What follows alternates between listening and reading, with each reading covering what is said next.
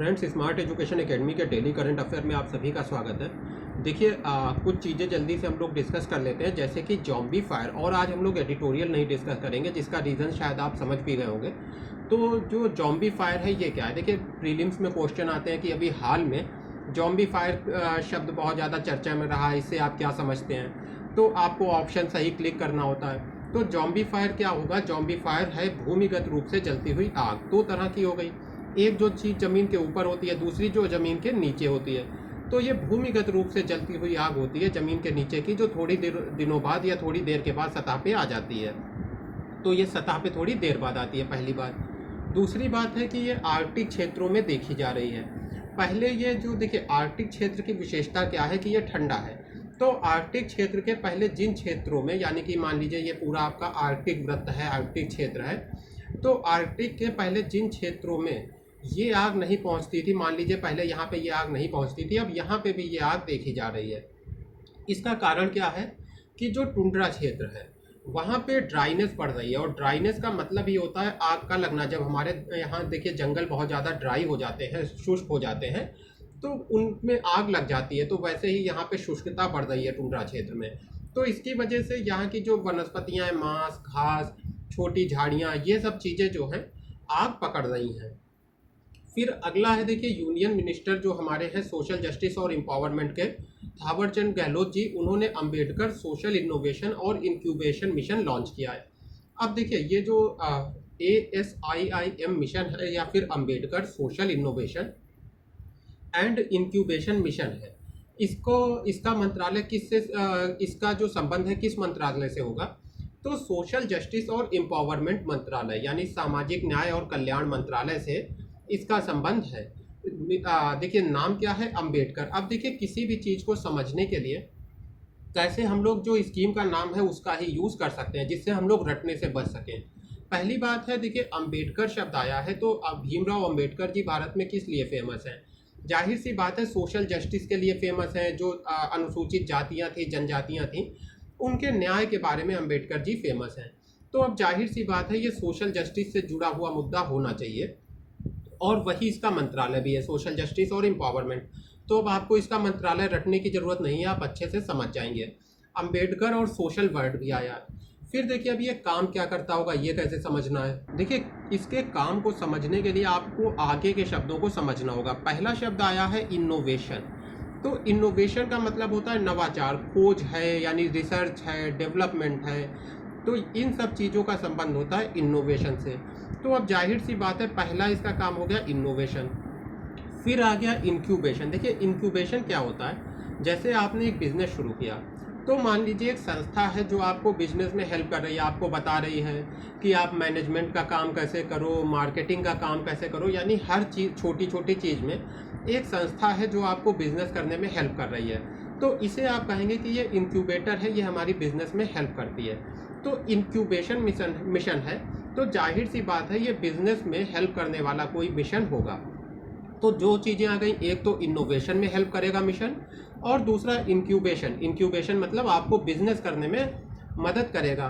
और देखिए, इसका संबंध किससे है? अब बहुत ही आसानी से आप समझ जाएंगे। ये एक वेंचर कैपिटल फंड है।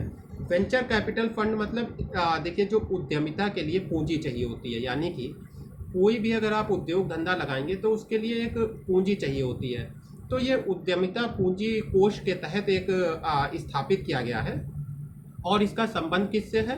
एससी से। एससी मतलब कि जो हमारे यहाँ के शेड्यूल्ड कास्ट या अनुसूचित जातियों के लोग होते हैं, उनके लिए स्थापित किया गया है उद्यमिता पूंजी कोष।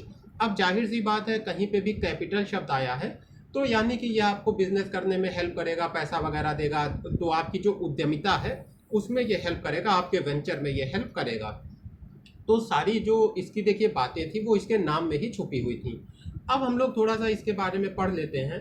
देखिए, ministry of social justice had launched the venture capital fund.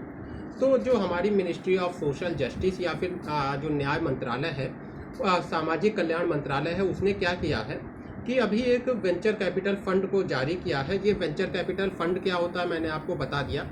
अब फंड है तो जाहिर सी बात है आपको कुछ हेल्प करेगा, पैसा देगा। और किस चीज़ के लिए पैसा देगा? बिजनेस करने के लिए पैसा देगा। और इसको जारी क्यों किया जा रहा है या फिर इस योजना को लाया क्यों गया है ASIIM को? इसको लाया गया है जो एससी लोग हैं और जो दिव्यांग हैं, एससी और दिव्यांग पे इसका सबसे ज़्यादा फोकस होगा स्कीम का। तो एससी कैटेगरी के लोग यानी कि जो अनुसूचित जाति के लोग हैं और जो दिव्यांग लोग हैं वो जॉब गिवर बन सकें। जॉब गिवर का क्या मतलब होता है, एक तो हो गया आपको कहीं और जॉब चाहिए, दूसरा आपका बिजनेस है और इसमें कई सारे लोग जॉब कर रहे हैं, तो जॉब गिवर बनाने के लिए इन लोगों को मदद की जाएगी। तो objective of this fund is to provide concessional finance to the entities of the SC entrepreneurs. तो जो एससी एंटरप्रेन्योर हैं यानी कि ऐसे लोग जो अनुसूचित जाति से बिलोंग करते हैं उनको जो है फंड दिया जाएगा, या फिर कह लीजिए कंसेशनल फाइनेंस, सस्ती दरों पे वित्तीय सुविधाएं मुहैया कराई जाएंगी। बहुत ही साधारण शब्दों में कहें तो बहुत कम ब्याज पे इनको पैसा दिया जाएगा बिजनेस करने के लिए। तो ऑब्जेक्टिव में क्या है, पहली बात देखिए आई है कि एंटरप्रेन्योरशिप को प्रमोट करना, यानी कि बिजनेस जो हमारी एससी क्लास है, जो हमारे अनुसूचित जाति के लोग हैं उनके बीच में जो बिजनेस करने की भावना है इसको आगे बढ़ाना। और इसमें स्पेशल फोकस किस पे किया जाएगा, दिव्यांग लोगों के ऊपर। इसके साथ ही फिर जाहिर सी बात है इनोवेशन में सहायता करना और बिजनेस को हेल्प करना, जिससे कि वो छोटी सी कंपनी से एक बड़ी कंपनी में बदल सकें अपने आप को।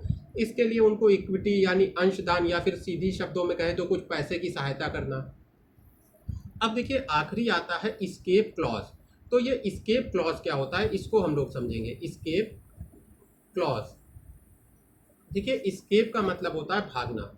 तो जहाँ पे आपको किसी चीज़ से बच के निकल जाने की या भागने की अनुमति दी जाए वो होता है एस्केप क्लॉज। अब आप देखिए जानते होंगे कि भारत में हर साल सरकार बजट पेश करते हुए ये बताती है कि हमारा राजकोषीय घाटा कितना होगा, यानी राजकोषीय घाटा या फिस्कल डेफिसिट इस साल में कितना हो सकता है, इसका एक अनुमान सरकार बताती है, एक लक्ष्य निर्धारित करती है।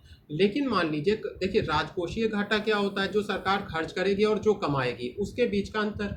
तो अब मान लीजिए किसी साल में ऐसा हो जाए कि जैसे इस साल में कोरोना की घटना हो गई जिसकी वजह से सरकार का खर्च बढ़ जाए, तो ऐसे में सरकार को एक ये सुविधा दी गई है कि वो अपने राजकोषीय घाटे का जो लक्ष्य है उसको थोड़ा सा ऊपर नीचे कर सकती है। तो इसी को कहा जाता है एस्केप क्लॉज, जहाँ पे अपना सरकार इस लक्ष्य को छोड़ के और एक नया लक्ष्य निर्धारित कर ले कि अब हमारा राजकोषीय घाटा मान लीजिए कहा था 3.5% होगा, तो अब कहा गया कि नहीं इस बार 3.5% नहीं 4% होगा क्योंकि प्राकृतिक आपदा आ गई है। तो इस तरह से कोई भी एग्जाम्पल आप माइंड में ले सकते हैं, लेकिन राजकोषीय घाटा जो है उससे उसका जो निर्धारित लक्ष्य है उसको आगे पीछे करने की जो सुविधा है वही एस्केप क्लॉज होता है। देखिए राजकोषीय घाटा कुल राशि है जिसके द्वारा सरकार का एक वर्ष का खर्च उसके राजस्व से कितना अधिक है इस चीज़ को पता किया जाता है।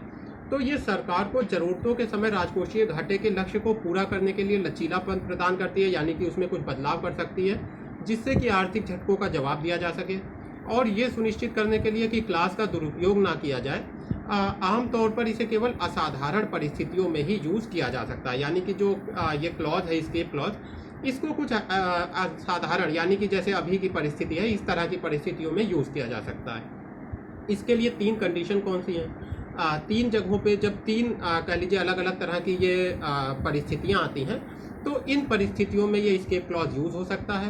पहली है कि राष्ट्रीय सुरक्षा, युद्ध हो जाए कहीं पे, राष्ट्रीय आपदा हो, कृषि के पतन हो, तो इन सब चीज़ों ये सब चीज़ें जब होती हैं तो सरकार एस्केप क्लॉज का यूज़ करते हुए अपना जो राजकोषीय घाटे का लक्ष्य है उसे और ज़्यादा बढ़ा सकती है, यानी कि और ज़्यादा राजकोषीय घाटे का लक्ष्य ले सकती है। इसी तरह से अर्थव्यवस्था में अप्रत्याशित वित्तीय सुधारों की ज़रूरत पड़ जाए, संरचनात्मक सुधार वगैरह करना हो। और तीसरी चीज़ है कि अगर 4 तिमाहियों के औसत वास्तविक उत्पादन वृद्धि से कम 3% अंक की गिरावट देखी जाए, यानी कि देखिए समझ लेते हैं जो पिछली 4 तिमाहियाँ रही हैं उसमें जो औसत वास्तविक उत्पादन की वृद्धि रही थी उसका जो औसत का मतलब होता है चारों तिमाहियों का औसत, उसमें अगर 3% तक या कह लीजिए 3 अंकों की गिरावट देखी जाए, 3% अंकों की गिरावट देखी जाए तो फिर इसका यूज़ किया जा सकता है। अच्छा, FRBM संशोधन ने यह भी उल्लेख किया है कि निर्धारित वित्तीय घाटे के लक्ष्य से विचलन 1 वर्ष में 0.5% से अधिक नहीं होना चाहिए। यानी कि अगर मान लीजिए राजकोषीय घाटे का लक्ष्य 3.5% रहा था तो इसमें जो है सरकार बस इतना कर सकती है कि 0.5% तक और आगे जोड़ दे कि हमारा जो राजकोषीय घाटा है वो बढ़ के 3.5 + 0.5 यानी 4% हो जाएगा। इससे ज़्यादा कुछ नहीं किया जा सकता है।